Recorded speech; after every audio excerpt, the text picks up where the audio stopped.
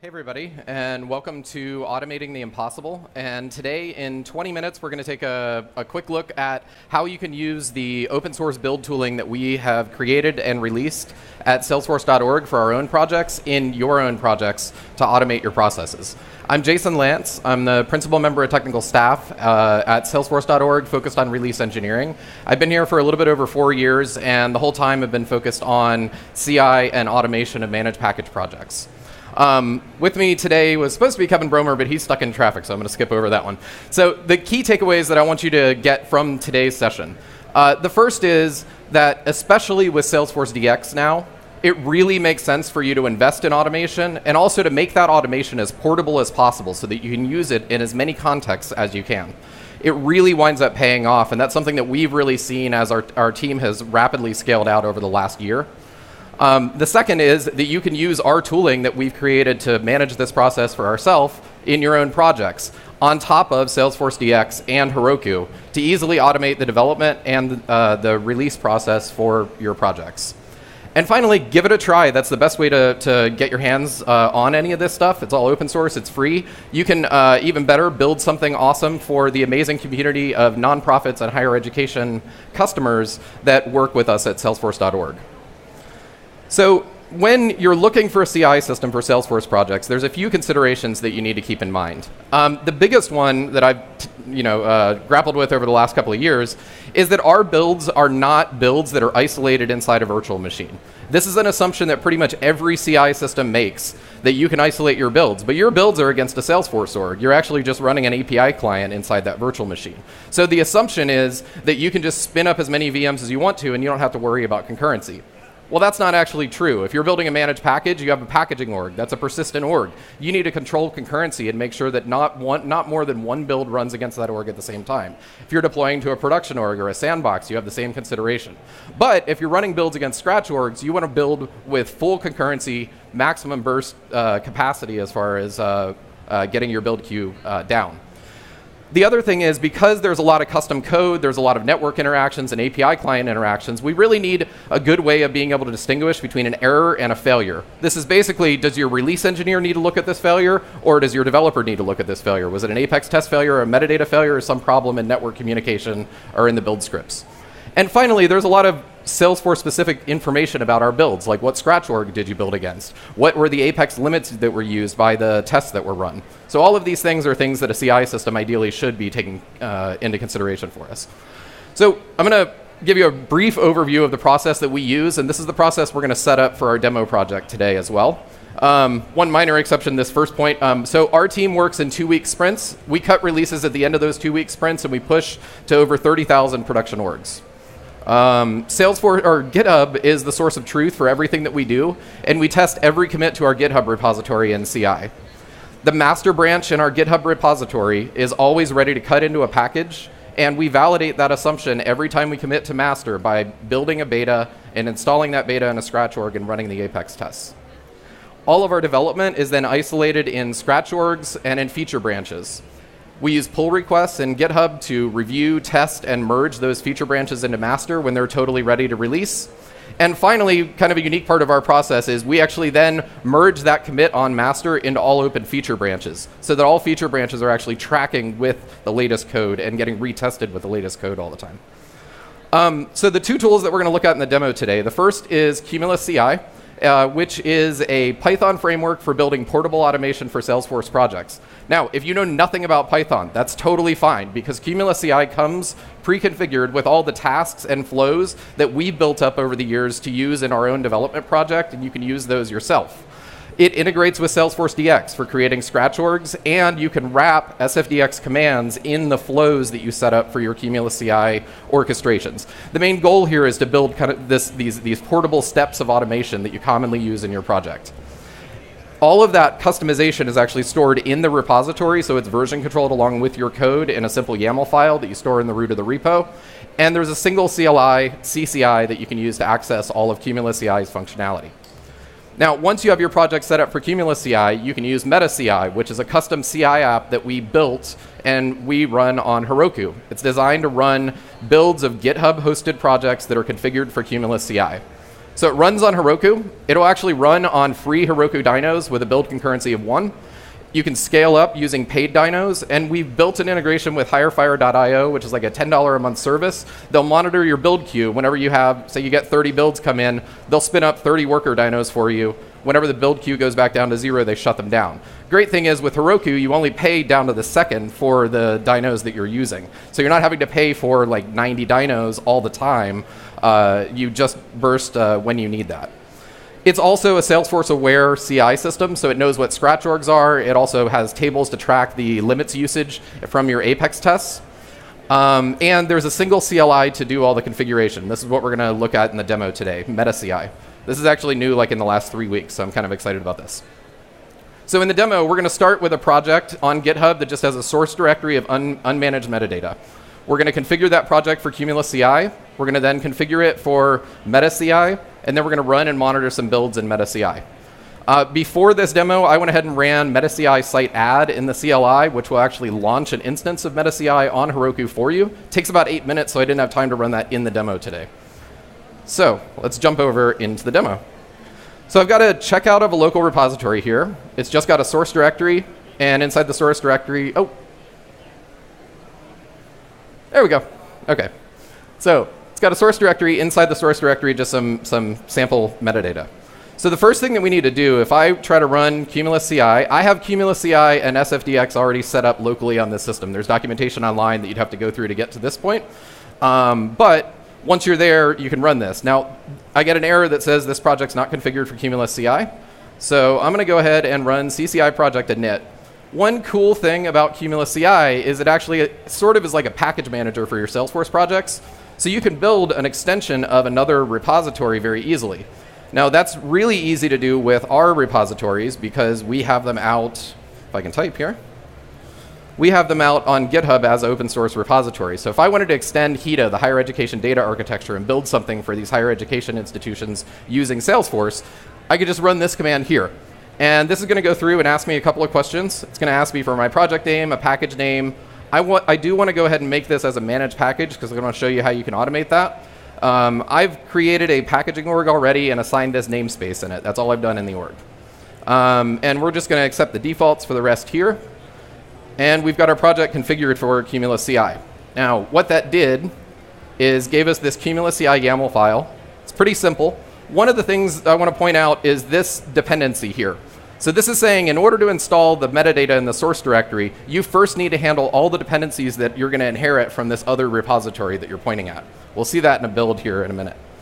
So now I've got the project configured for Cumulus CI. I can do CCI org list to see the list of orgs. We have a keychain, kind of like SFDX does. And out of the box, we come with these scratch org configurations that you can use to spin up scratch orgs for different contexts in your project. So we have these 5, and we also need to have our packaging org. So I'm going to go ahead and connect our packaging org, CCI org connect packaging. This will open up a browser window. I log in. And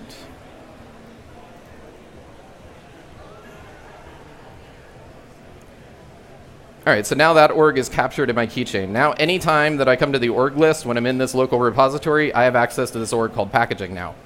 So I've got all my orgs that I need. I could do everything locally.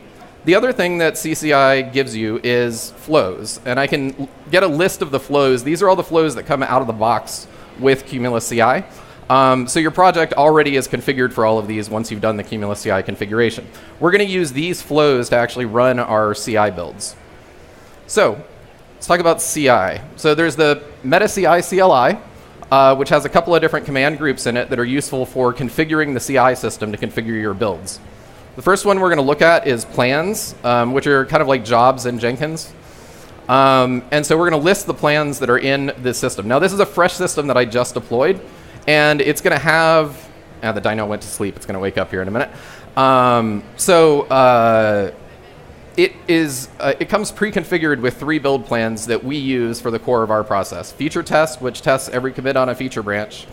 Upload beta, which uploads a beta from the packaging org. And then beta test, which will do a test of that beta in a scratch org. So these 3 plans are already here. What I need to do is actually tell meta CI about my current repository. So I can list the repositories that the system's aware of, and it's going to be blank. So I need to add my local repository. And since this is built on top of Cumulus CI, it already knows all the information about our project, so it doesn't have to ask us that. It does want to know, do I want to make builds for this repository public in the system? I'm going to go ahead and do that as yes. And now if I run repo list, okay. I see that I've got this repository now configured in the system. So my CI system now knows about this repository. Now what I need to do is go attach this repository to some of the plans that exist in the system. So let me get the list of plans again. And the command for that is plan repo add, and then you just give it the plan ID that you want to add this particular repository. So I'm going to add this to all 3 plans.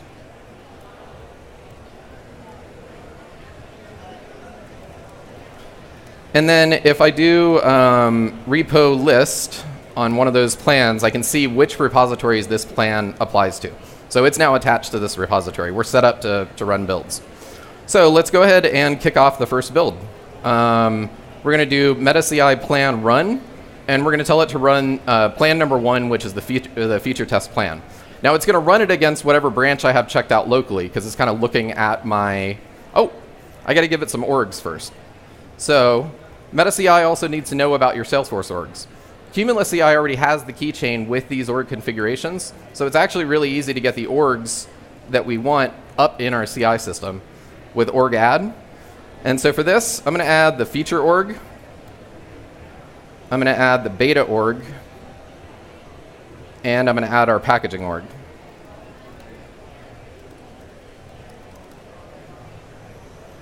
And so this is actually the list of orgs that my CI system knows about. So I just transferred all the org credentials up there that quickly. So the other thing that I need to do is transfer my GitHub credentials up. And that's meta CI service add. That's configured in Cumulus CI locally. So I just want to tell it I want to send the GitHub service up as well. And I can do service list. And I've got the GitHub service configured in my CI system too. Now, I can run that again. So that just kicked off a build. I can run meta CI build list and see that that build ran and it actually errored out. So I can look at the info on it.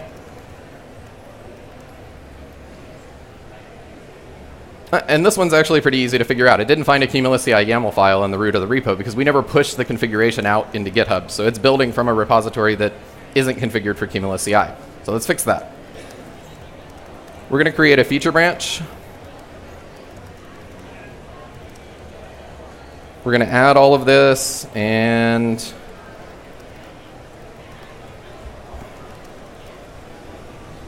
push this branch up to the remote.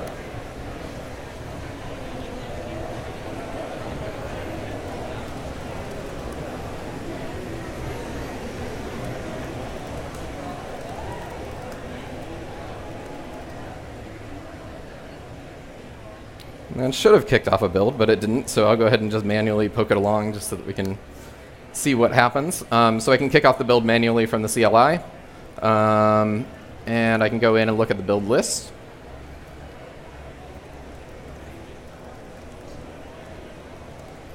And if I look at the log of this build, oh, actually, wrong build number 2.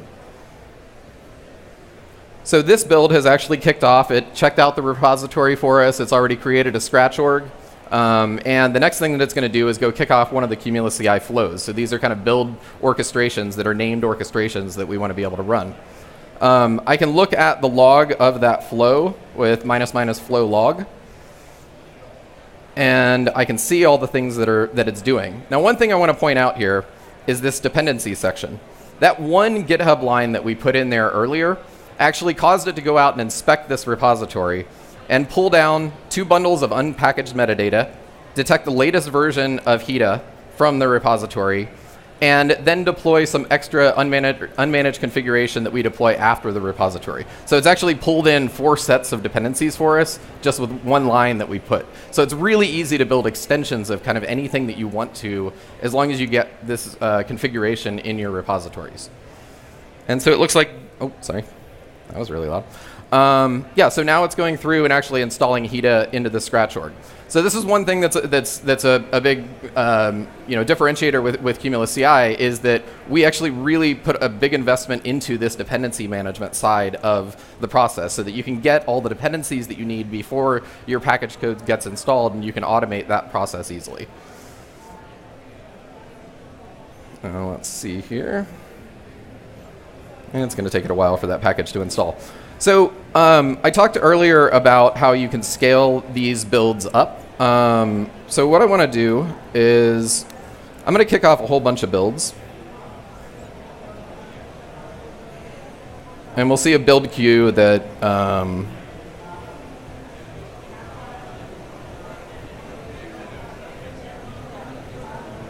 gets rather large on us.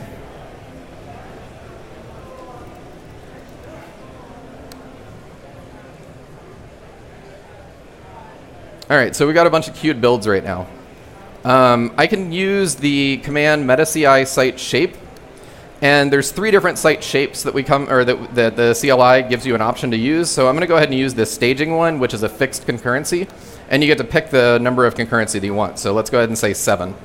So I want to be able to run 7 concurrent builds at once. It just spun up 7 new worker dynos for me in the back end, and if I watch my build list here, those worker dynos will take about 15 to 20 seconds to spin up, and then once they spin up, they'll start picking up builds from the queue and start running them. So,